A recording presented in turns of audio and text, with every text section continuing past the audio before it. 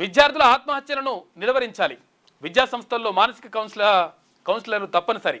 దేశవ్యాప్తంగా అన్ని చోట్ల పాటించాల్సిందే. 15 మార్గదర్శకాలు వెలువరించిన సుప్రీంకోర్టు. విశాఖలో నీట్ విద్యార్థిని మృతి కేసులో తీర్పిచ్చింది. ఇక ఆ కేసును సిబిఐకి అప్పగించాలని ఆదేశం. అయితే మానసిక ఒత్తిళ్లతోటి చాలామంది పిల్లలు కూడా ఇబ్బంది పడుతూ ఉన్నారు. చాలామంది ఈ ఆత్మహత్యలు తర్వాత ఈ సూసైడ్లు ఇవన్నీ కూడా జరుగుతూ ఉన్నాయి.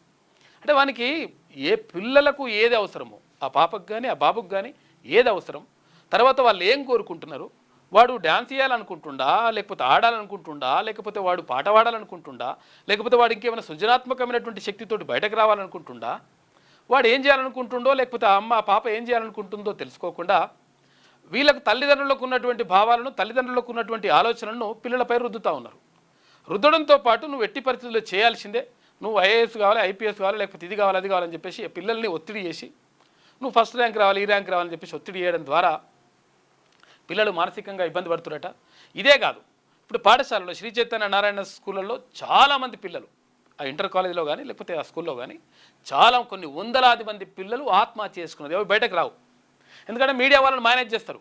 మీడియా వాళ్ళు అక్కడికి వెళ్తే మీరు పేపర్లు రాయకండి, టీవీలో చూపించకండి అని చెప్పేసి వాళ్ళకి పైసలు ఇస్తారు. తర్వాత ఇట్లా మొత్తం కూడా బయటకు రాకుండా, బయటకు పొక్కకుండా మొత్తం కూడా లోపల చేసేస్తున్నారు. అంటే ఈ మానసిక ఒత్తిడికి కారణం ఏంటి అంటే వాళ్ళని బలవంతంగా ఒక మానసికమైనటువంటి ఒత్తిడికి గురి చేసేటువంటి పరిస్థితులు తీసుకొస్తారట. నువ్వు చదవాలి, లేకపోతే నీకు ర్యాంక్ రావాలని చెప్పేసి, లేకపోతే విద్యార్థులందరూ ఉన్నప్పుడు వాళ్ళని అవమానించడం కానీ ఇటువంటివి చేస్తూ ఉన్నారంట.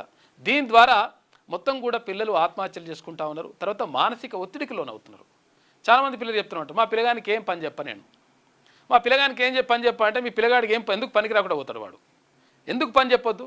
కష్టం అంటే ఏంటో తెలియాలి, వానికి బాధ అంటే ఏందో తెలియాలి, కుటుంబం అంటే ఏందో తెలియాలి, మీ అయ్య పడుతున్న కష్టం, మీ అమ్మ పడుతున్న కష్టం, ఇవన్నీ తెలిస్తే కదా వాడు ఏందో అసలు యాక్చువల్గా మా అమ్మ నాన్న ఇంత కష్టపడుతున్నారు, నేను కూడా మంచిగా కావాలని చెప్పేసి వాడు అనుకుంటాడు.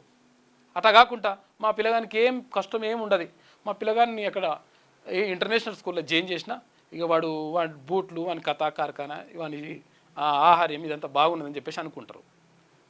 అది కాదు కావాల్సింది. పిల్లలకు ఏం కావాలో తల్లిదండ్రులు చూసుకోవాలి. తర్వాత మానసిక ఒత్తిడి లేకుండా ప్రయత్నం చేయాలి. మానసిక ఒత్తిడి వచ్చినా కానీ వారు తట్టుకునే విధంగా వాడిని తీర్చిదిద్దాలి. అట్లా ధైర్యం ఇవ్వాలి. కానీ చిన్నదానికే ఇట్లా సూసైడ్ కాడికి వెళ్ళిపోతారట. అటువంటి ఆలోచన రాకుండా చూడాల్సినటువంటి బాధ్యత ఇక్కడ తల్లిదండ్రుల పైన, అక్కడ ఉపాధ్యాయుల పైన, ఇక్కడ సమాజం పైన, ఇక్కడ ప్రభుత్వం పైన, అందరిపైన ఉంటుంది. దానికని ఈ కౌన్సిలర్ని నియమిస్తురట. కౌన్సిలర్ నియమిస్తే కొంతవరకు ఏంటంటే ఏదైనా అరే బాబు జీవితం అనేటువంటిది చాలా ఇంపార్టెంట్. ప్రధానంగా అంటే జీవించడం అనేటువంటిది ఇంపార్టెంట్. నువ్వు బతుకుంటే కదా ఏదైనా చేసేది, ఏది లేకుండా చచ్చిపోతే ఏం రాదురా నాయన అనేటువంటి విషయం వాళ్ళకు స్పష్టంగా తెలిసినప్పుడు, జీవితం అనేటువంటి చాలా గొప్పదనే విషయం వాళ్ళకి అర్థమైనప్పుడు 100% ఇటువంటివి జరగవు. కాబట్టి ఈ కౌన్సిలర్ని నియమిస్తూ ఉన్నారని చెప్పేసి తెలుస్తూ ఉంది. ఒక మంచి పరిణామం ఇది. విద్యార్థుల మానసిక ఆరోగ్యం పట్ల సుప్రీంకోర్టు తీవ్ర ఆందోళన వ్యక్తం చేసింది. వారి మానసిక ఆరోగ్యాన్ని కాపాడాలని, ఒత్తిడికి లోనై బలవన్మరణాలకు పాల్పడకుండా నివారించాలని ఆదేశించింది. అయితే 100 మంది విద్యార్థులున్న ప్రతి విద్యా సంస్థ తప్పనిసరిగా క్వాలిఫైడ్ కౌన్సిలర్ లేదా సైకాలజిస్ట్, సామాజిక కార్యకర్తలను నియమించుకొని విద్యార్థులకు కౌన్సిలింగ్ ఇప్పించాలని నిర్దేశించింది. ఈ విషయమై 15 అంశాలతో మార్గదర్శకాలు కూడా జారీ చేసింది. ఇవి దేశవ్యాప్తంగా ఉన్న అన్ని ప్రభుత్వ, ప్రైవేటు పాఠశాలలు, కళాశాలలు, యూనివర్సిటీలు, కోచింగ్ సెంటర్లు, రెసిడెన్షియల్ విద్యా సంస్థలు, హాస్టళ్లకు వర్తిస్తాయని స్పష్టం చేసింది. తీర్పు కాపీని రాష్ట్రాలకు పంపి ఈ మార్గదర్శకాల అమలుకు వెంటనే చర్యలు చేపట్టాలా చూడాలని ఆదేశించింది. దీనిపై కేంద్ర ప్రభుత్వం 90 రోజుల్లో చర్యా నివేదికను సమర్పించాలని నిర్దేశించింది. విశాఖపట్నంలోని ఓ కోచింగ్ ఇన్స్టిట్యూట్లో నీట్ శిక్షణ పొందుతున్నట. నీట్ శిక్షణ అంటే ఏంటి? ఇప్పుడు ఎంబీబీఎస్కు దానికి ప్రిపేర్ అవుతుంటారు కదా పిల్లలు, సీట్ రావడానికి ఆ శిక్షణ పొందుతున్నా. పశ్చిమ బెంగాల్ యువతి అనుమానాస్పద మృతిపై సిబిఐ దర్యాప్తునకు ఆదేశించాలంటూ నమోదైన కేసులో తీర్పు ఇస్తూ సుప్రీంకోర్టు ఈ ఆదేశాలు జారీ చేసింది. ఎందుకు చచ్చిపోతారు పిల్లలు? ఇప్పుడు ఒక్కడేసారి వాడు అది ఈ పరిస్థితి ఏంది? ఇట్లా దీనిపైన దృష్టి సారించాలి. తర్వాత ఇంకొకటి ఏంటంటే ఈ యాక్సిడెంట్ల పైన కూడా అవగాహన కల్పించాలి. అది చాలా ఇంపార్టెంట్. అది ఇష్టం వచ్చినట్టుగా ఉరుకుతుంటారు కానీ క్షణాల్లో మొత్తం జీవితం అంతా ఆగమవుతారా బాబు. కాబట్టి తల్లిదండ్రులు కూడా పిల్లలపైన దృష్టి పెట్టండి.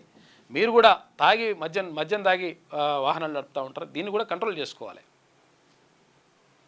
ఇక రాజ్యాంగంలోని అధికరణ 21 కల్పించే జీవించే హక్కులో మానసిక ఆరోగ్యం అన్నది అంతర్భాగం. దీన్ని దృష్టిలో పెట్టుకొని రాజ్యాంగంలోని అధికరణ 32 కింద ఉన్న అధికారాలను ఉపయోగించి విద్యార్థుల ప్రాథమిక హక్కుల అమలు కోసం ఉత్తర్వులు జారీ చేస్తున్నాం. ఈ తీర్పును కోర్టు ప్రకటించిన చట్టంగా పరిగణించి అమలు చేయాలి.